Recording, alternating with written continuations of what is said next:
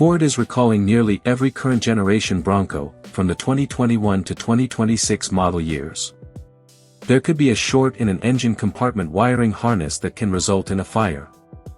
The recall affects 565,691 Bronco SUVs, including the Bronco Raptor. An exposed wire in the harness can cause an intermittent short that may spark an arc, igniting nearby flammable components.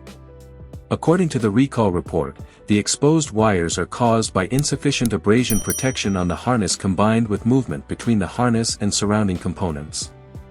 Ford began investigating the issue in June and identified 7 Bronco Raptor fires and 8 base Bronco fires that may have started in the passenger side of the engine compartment. It inspected over 80 Broncos and found evidence of rubbing or chafing on the engine compartment wiring harness in a small number of vehicles.